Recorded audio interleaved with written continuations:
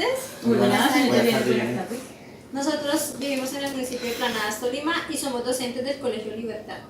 Estamos aquí porque vamos a hacer un conversatorio sobre el tema El cerebro y el aprendizaje. Mi nombre es Diana Prada. Mi nombre es Diana León. Mi nombre es Walter Gómez. Y yo soy Joana López. Y antes de comenzar vamos a pedirle la dirección a nuestro Padre Celestial. Bueno, muchachas, oremos nuestros ojos. Querido Dios, te damos las gracias por esta tarde. Permítenos que tu bendición nos acompañe. Guíanos, guía nuestra mente, nuestro corazón, para que a través del conocimiento puedas abrir el conocimiento de la salvación sobre nosotros. En tu nombre hemos orado. Amén. Amén. Bueno, en el tema del cerebro y el aprendizaje hemos visto dos partes del sistema nervioso que son muy importantes en el aprendizaje. Y uno es el sistema nervioso periférico, que está compuesto por nervios y neuronas. Y estos nervios y neuronas juegan un papel tan importante que vamos a ver cuáles son. Que esa función que ellos cumplen es de recibir la información. Y dice de que la unión entre una neurona y otra es la que genera que esas sinapsis absorban esa información y generen otras más, lo que genera que haya un aprendizaje, dicen algunos expertos. Qué importancia, ¿no? Sí. Y también el sistema nervioso central es igual, la importancia. Y ahí es donde hablamos precisamente del cerebro. Pues el cerebro es como el órgano de los órganos, ¿no? Sin que el cerebro esté dirigiendo, digamos así, no hay funcionamiento del cuerpo. Por eso la hermana Elena dice que el cerebro es como la ciudadela del cuerpo, como la capital Correcto. del cuerpo. El cerebro, pues aparte de que es pues mágico, es lo mejor de lo mejor, el cerebro está subdividido, o sea, tiene divisiones.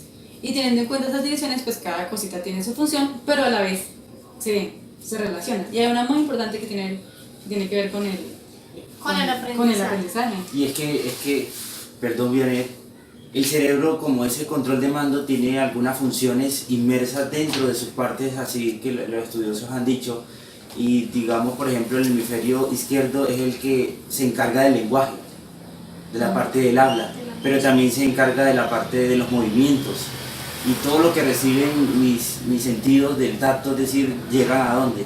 El izquierdo maneja el derecho y el derecho maneja el izquierdo. Correcto.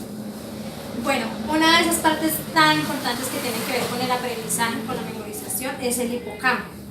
Resulta que en el hipocampo es el encargado de los procesos mentales, de la memoria. Él regula los recuerdos, entonces gracias a él pues podemos imaginar, podemos aprender todas esas informaciones nuevas que nos llegan. Él permite que lleguen a la memoria a largo plazo, sean vinculadas con la memoria a largo plazo. Dependiendo de las experiencias que tengamos, las experiencias pueden ser positivas, pueden ser negativas, dependiendo de lo que hayamos vivido, pueden ser cosas dolorosas o satisfactorias. Entonces, de acuerdo a lo que tú dices, ese espacio entre la memoria a corto plazo y la memoria a largo plazo, es decir, ese es el lugar donde se ubica esa transición de todas esas emociones que recibimos. Sí, es la que permite el paso para que o memorice o nos quede en la memoria para mucho tiempo o sea algo limitado, se nos olvide. Y se guarda ahí. Se guarda ahí, Queda ahí en ese espacio.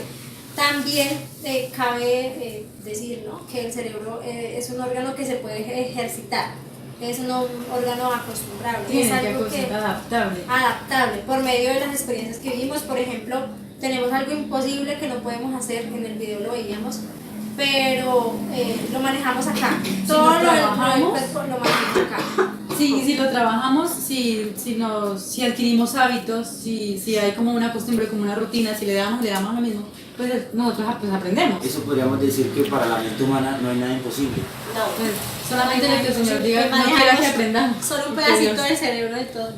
Hay algo importante, antes como de cerrar, y es que recuerdan la función de la amígdala, que es como la que regula las emociones y envía la información, y entonces dependiendo como tengamos la amígdala, es lo que tamaño de la video, ¿no? amígdala. Es como que se da eso. Y hablaba pues de las personas que no son tan buenas, que hacen cosas malas, como que no tienen eso del miedo ahí, como que la información no se envía como Cuando esa. la amígdala es muy pequeñita, Sí. no tenemos miedo o temores o digamos que no nos duele el dolor ajeno.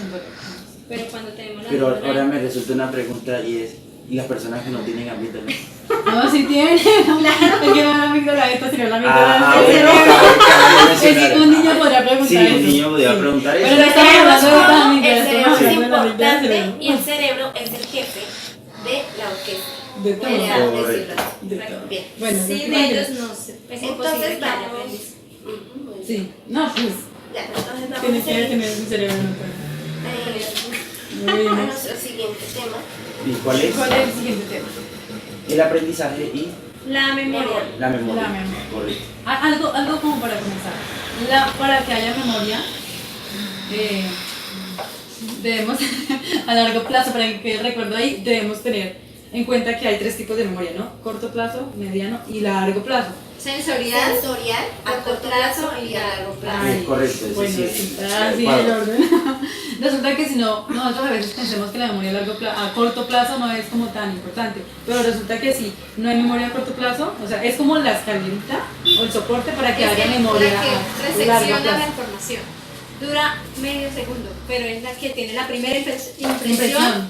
de lo que estamos No, recibiendo. no, perdón. La que dura medio segundo es la sensorial. Ah, La sí, sensorial. Correcto. Bueno, pero como el énfasis es que no, a veces no valoramos como eso chiquito, y resulta que aquí vemos la importancia en esto de esas la cosas. que dura de 20 a 30 segundos es la, Es a corto plazo. es la corto Corto plazo. Bueno, aquí resumidamente estábamos viendo cómo el aprendizaje conductual era importante y todos estaban basándolo más ahí en esa conducta. Sí, sí.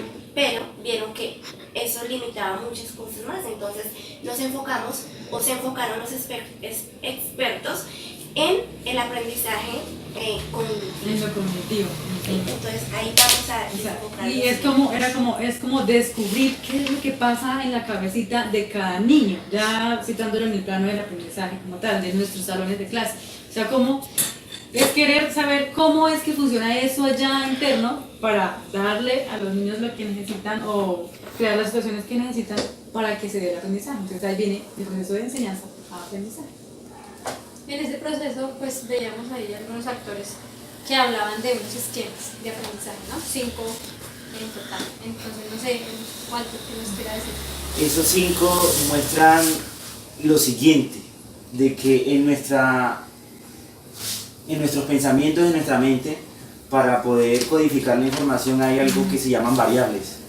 Esas variables tienen vacíos que deberían ser llenados con otras informaciones. Ese sería un primer punto.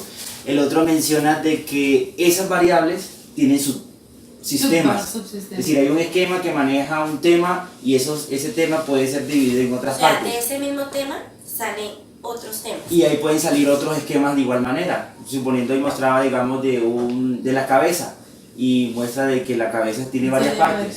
Y el ojo también puede ser un esquema fijo o grande y tiene muchas partes. Otros subesquemas.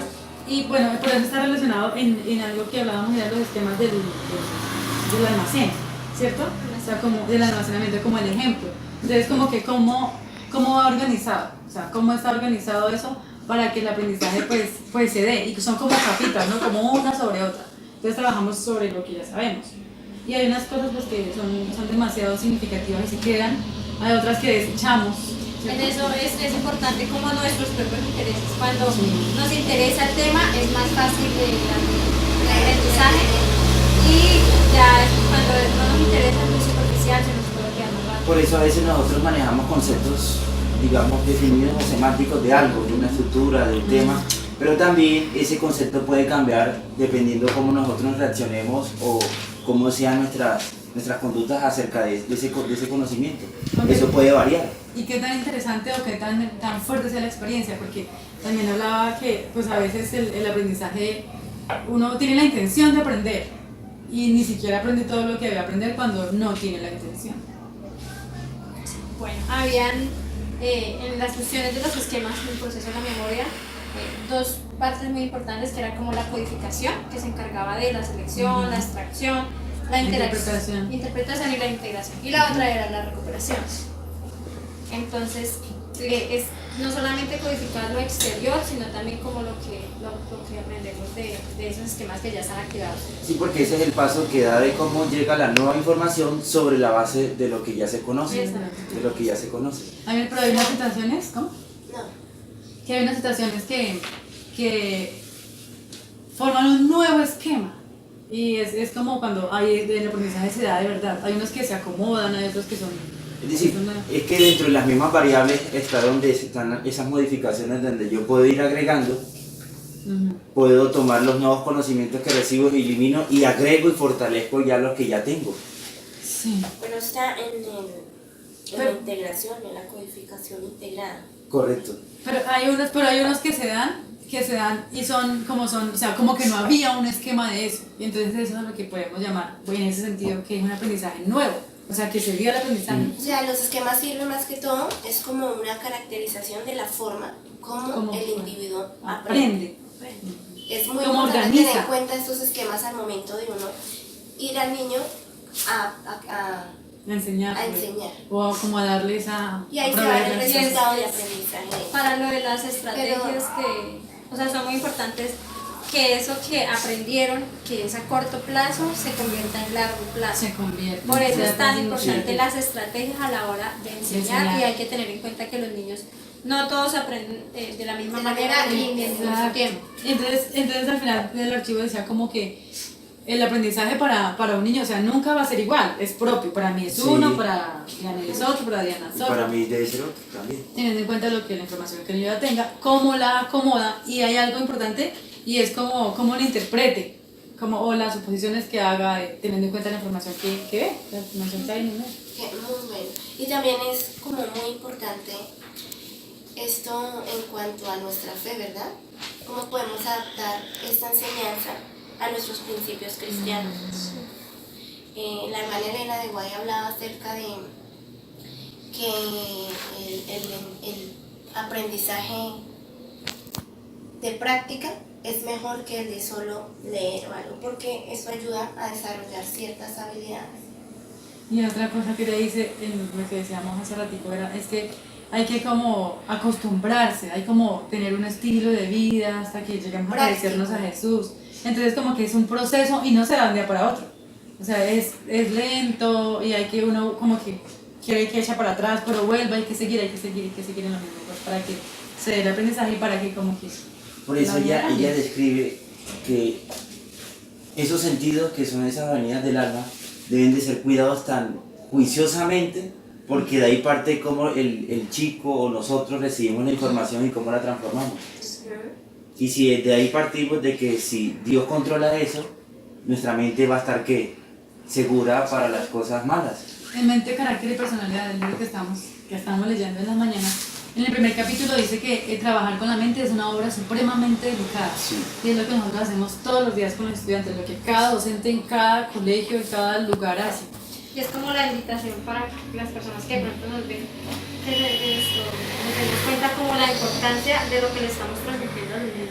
O lo Y que ya le como estamos para enseñando. concluir, sí, hacerlo como a manera de llamado o no sé. Sí, porque nosotros, si estamos trabajando con la mente, estamos trabajando para que ellos tengan el modelo de Cristo en sus vidas y en sus corazones. Sea Es lo más para importante. perdición o para No, para salvación. salvación. Correcto. Antes de cerrar, algo importante y es que, bueno, ¿y qué pasa con esas mentes que han sido dañadas? Esas mentes que tienen mucha información que no es buena, esas mentes que tienen vicios malos, o sea, ¿qué pasa con eso? Es para Dios. El mismo Dios y la misma ciencia dice que el cerebro puede regenerarse, Sí. que todo puede ser transformado, puede ser creado nuevamente, puede ser reorganizado. Antes de terminar, acordémonos lo que debemos responder. La En pregunta. este proceso, nosotros tuvimos proceso de selección, abstracción, interpretación e integración. ¿Hubo? Bueno, ¿Cómo yo fue? considero que cada quien tenemos como nuestras propias experiencias de poner en práctica, ¿no? Sí, El texto. Entonces, por ejemplo, en mi experiencia, al principio había unas cosas que nunca había escuchado o que eran palabras como Nuevas. difíciles, nuevas, entonces la retención pues era mínima. Después, al retroalimentar, tomar algunos apuntes, pues el aprendizaje fue más significativo porque ya lo había leído. No sé, lo tomo como de Como ese que modo. lo acomodó en esa estructura que Es estaba. más o menos. Y a mí, por ejemplo, cuando comencé a leer, se me vinieron algunos asuntos que la profesora, por ejemplo, de psicología en la universidad comenzó a hablar. profesora Quintero. Recuerdo. Y recuerdo, entonces eso comenzó como a despertar algunos esquemas que yo no Sí, tenía, que es lo pero, que no que, se pero acordó. comenzaron a generar de que el conocimiento que yo tenía a través de la lectura incrementó.